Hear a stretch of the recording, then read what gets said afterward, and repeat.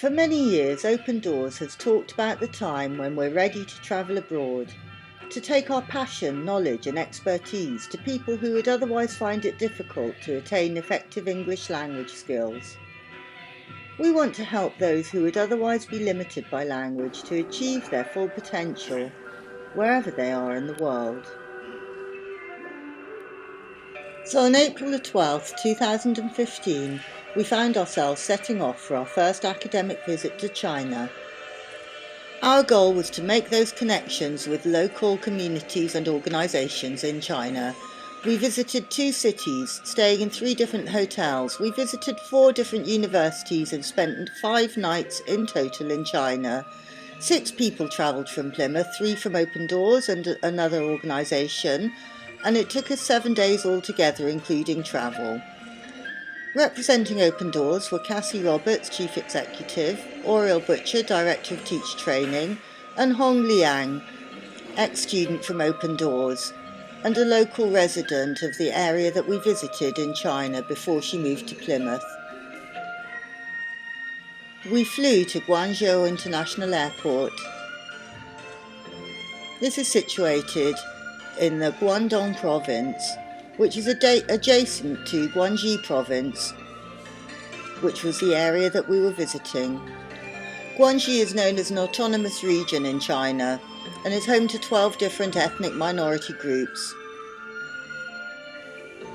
Our first visit was to Wuzhou, situated in the east of the region.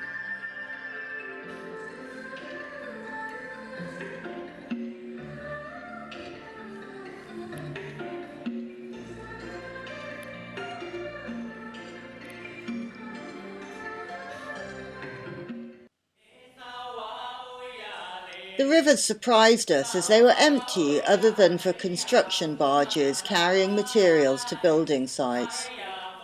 Wuzhou Arts Institute had a beautiful campus with around 12,000 students. Their subjects include jewellery making, traditional painting, fine art, clothes and costume, designs making, animation, filmography, amongst other subjects, including teacher training. They also have a vocational training section where students can run their own businesses from spaces provided by the university.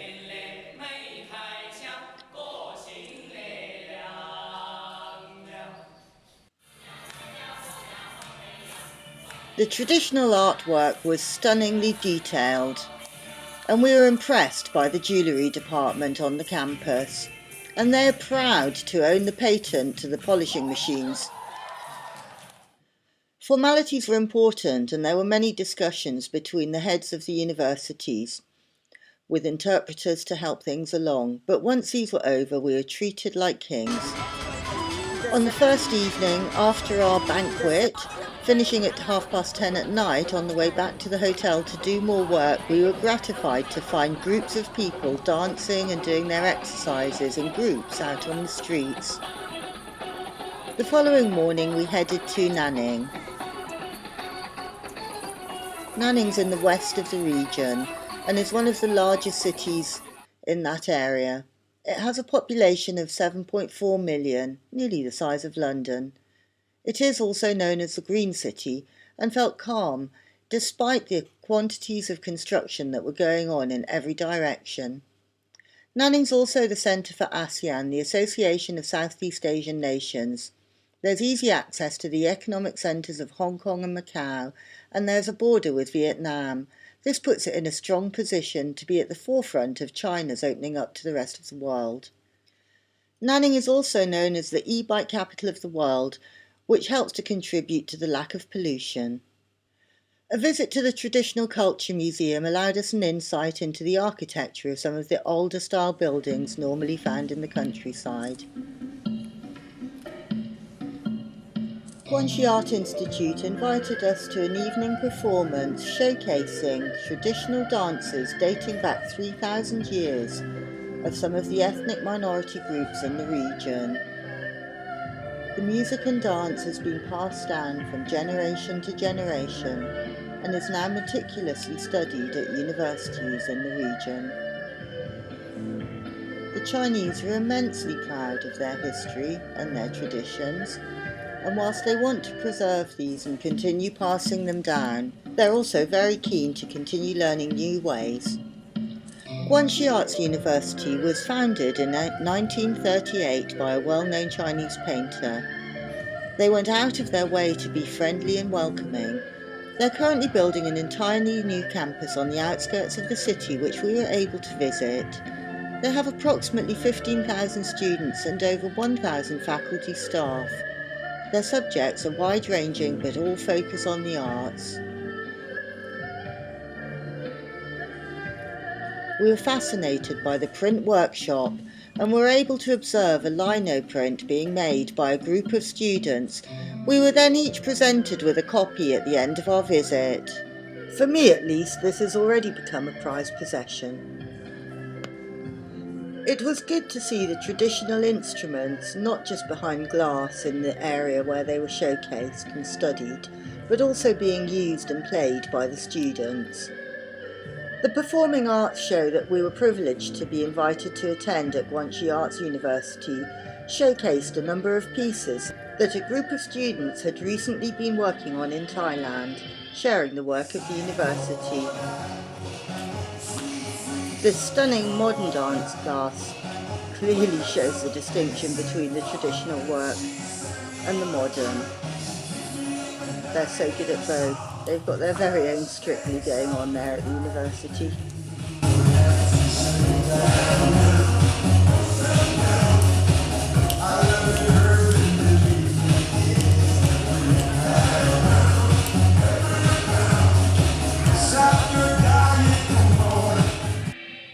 We learnt that there are 12 different ethnic minority groups in this region, the largest being Han, followed by Zhuang, Yao, Miao, Dong and others that we didn't have time to find out about.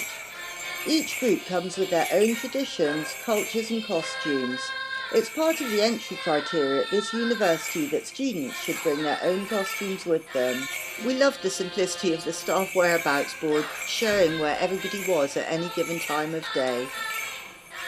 Our next visit was to Guangxi University, one of the best established universities in the region and could be considered equivalent to the Russell Group universities in the UK.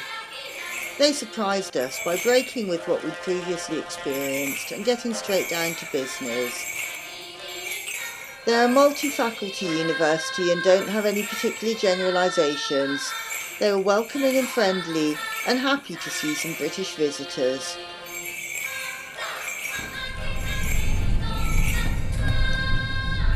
Our next stop was to Nanning University, slightly outside of the city and on its original campus, which had since been rebuilt, the university having moved off-site for a number of years.